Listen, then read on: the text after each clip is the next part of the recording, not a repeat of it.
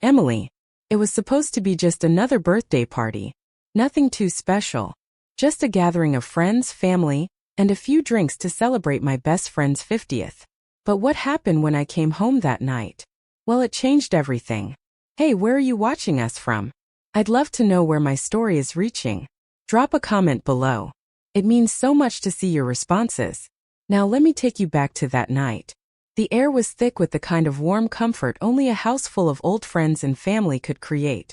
The smell of pizza, the chatter, the laughter. Everything was familiar, almost nostalgic. Samuel, my son, had stayed home, but that was normal for him lately. He turned 20 last month and seemed to have shifted into this space where he preferred his own company over social gatherings, even when it was something like a birthday celebration for one of my closest friends. I hadn't thought much of it. The evening was going smoothly, and I was catching up with old faces I hadn't seen in a while. As the night wore on, I could tell everyone was starting to wind down, the sounds of music and conversations becoming more muted. I decided it was time to leave, feeling the pull of my own home, knowing Samuel would be there, probably in front of his game console or lost in his thoughts. I remember walking out the door of the party and feeling the cool breeze hit my skin, taking a deep breath as I slid into my car. It was a brief familiar moment. Nothing extraordinary.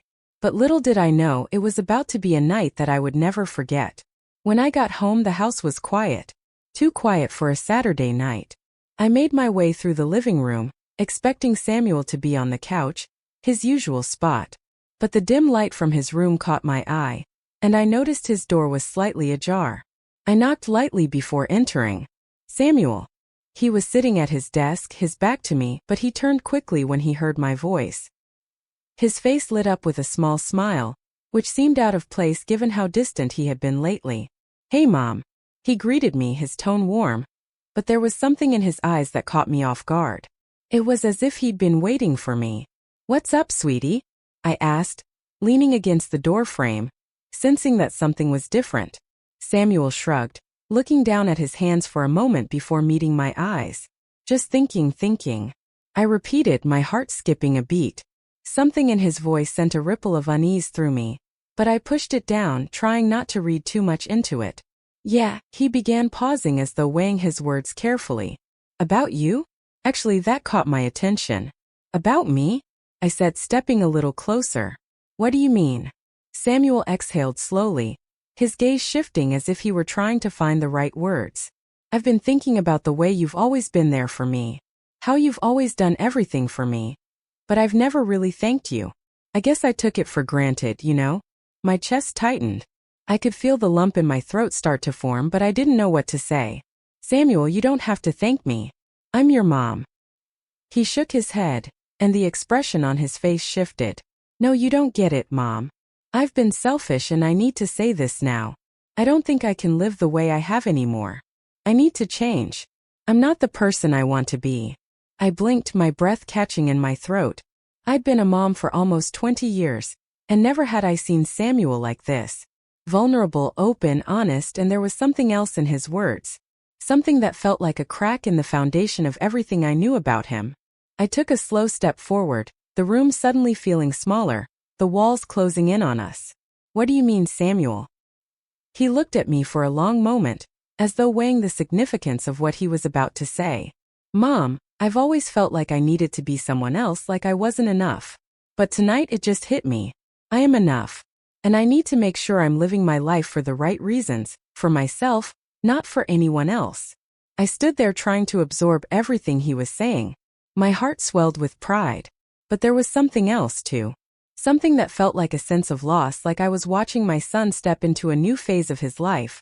One where he no longer needed me the way he used to. And then he added something that completely threw me off balance.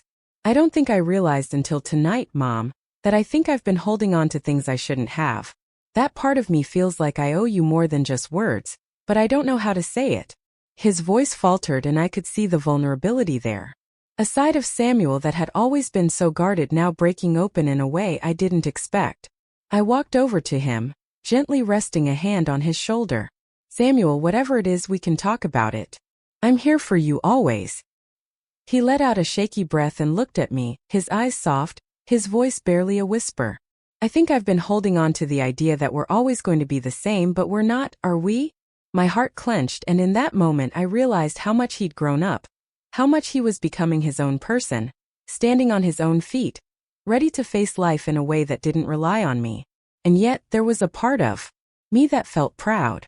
Proud that he was willing to confront these feelings. Proud that he was stepping into his own, even if it meant stepping away from me in a way.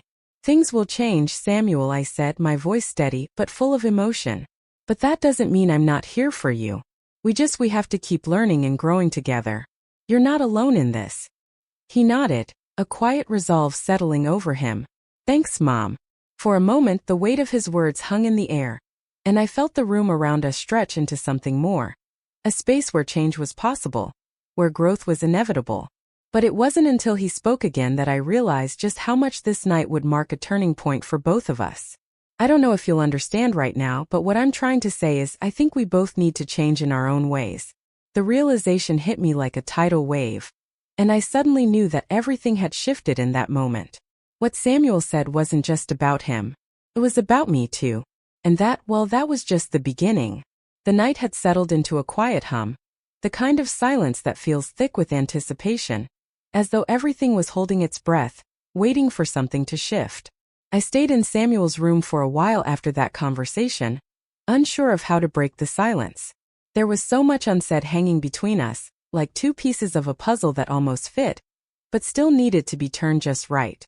I could feel his eyes on me as I sat across from him, unsure what to do with my hands, unsure of what I was supposed to say next.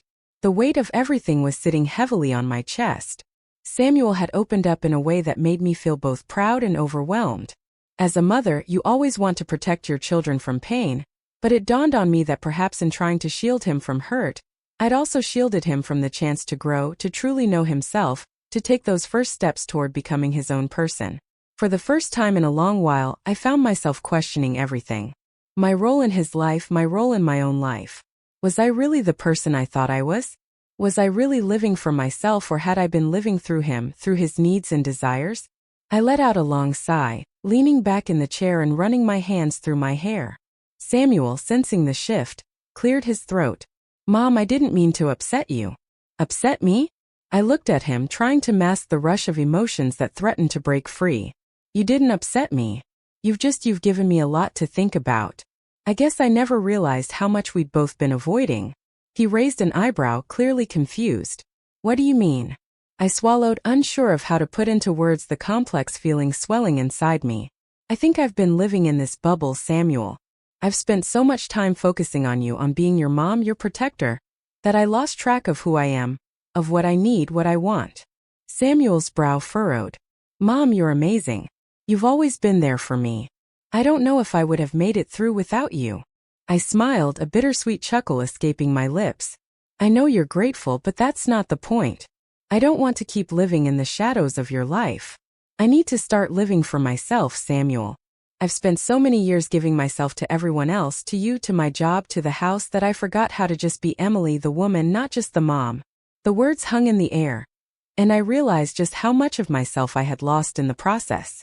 I had given so much of my heart to others that I wasn't sure who I was without them. Samuel seemed to process what I was saying, looking away for a moment, deep in thought. I get it now. I think I've been doing the same thing. I've been so focused on making sure everyone else is happy that I forgot about myself. His words stung more than I expected.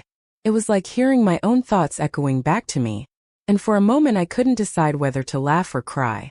Here we were, two people who had spent so long living in the roles we thought we were supposed to play, now trying to figure out who we were underneath it all. Samuel stood up and walked over to his window, gazing out into the night. I don't want to keep pretending anymore. I want to figure out who I really am, not just who I think I'm supposed to be.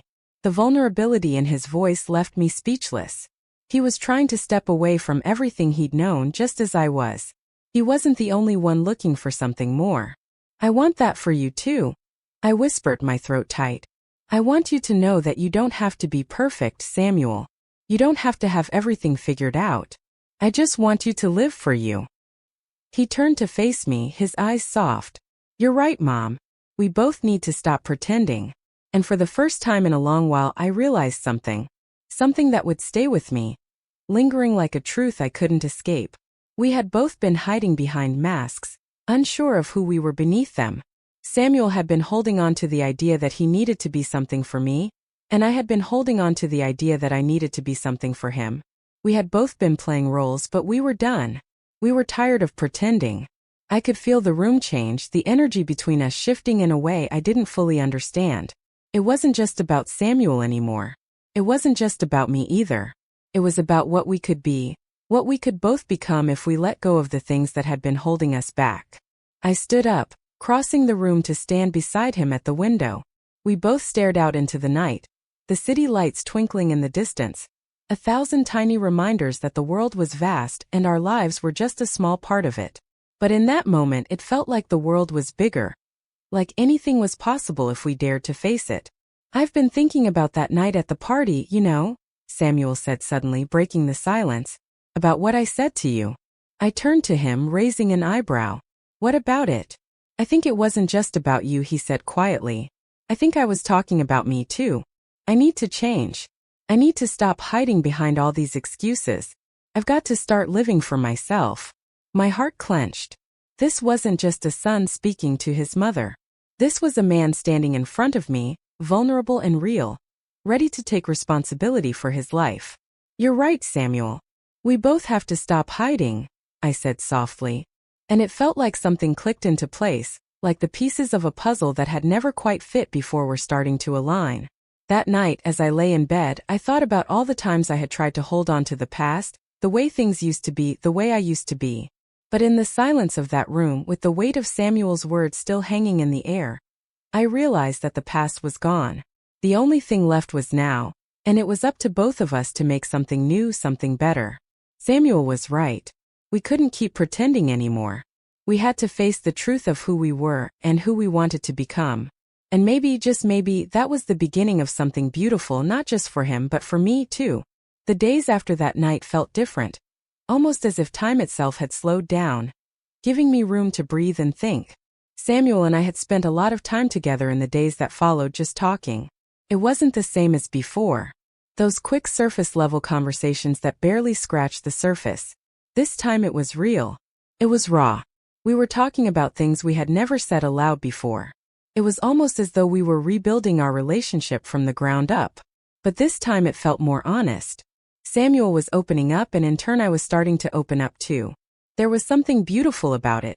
Something that made me feel like I was seeing my son in a way I had never seen him before. Not just as my child, but as his own person, full of complexity, dreams, and struggles. He began to take responsibility for his actions, his feelings, and for the first time in years I felt like he was really living for himself, and it was contagious. I found myself thinking more about what I wanted, about the things I had put aside for so long. It wasn't just about Samuel anymore. It was about both of us finding our own paths together yet separate. One afternoon after I'd gotten off work, I found Samuel in the kitchen, his back to me, humming to himself as he prepared a sandwich. The sound of his voice brought an unexpected warmth to my chest. It was like hearing him for the first time, like hearing the son I had known for so long, but in a way that felt completely new. I leaned against the doorframe, watching him for a moment, a smile tugging at my lips. You never used to hum when you were younger. What happened?" Samuel paused, his knife halfway through the bread, and turned to look at me with a small grin. "I guess I've just learned to find joy in the little things." "You taught me that." I blinked, surprised by his words. "I taught you that?" He nodded. "Yeah. I used to think life was all about big achievements, But now I realize it's the small moments that count. Like this. Just being here with you. It's all I need." My heart swelled with pride, my chest tightening as I took a step into the kitchen. "Samuel, I never knew you felt like that." He shrugged, setting the knife down on the counter. "It's something I've been figuring out. And honestly, I think it's the same for you too. You don't always have to be everything for everyone. You just have to be who you are, right?" It hit me then. Samuel wasn't just talking about himself. He was talking about me too. He was saying the things I hadn't been able to say to myself. That it was okay for me to stop trying to fill all the roles I thought I had to.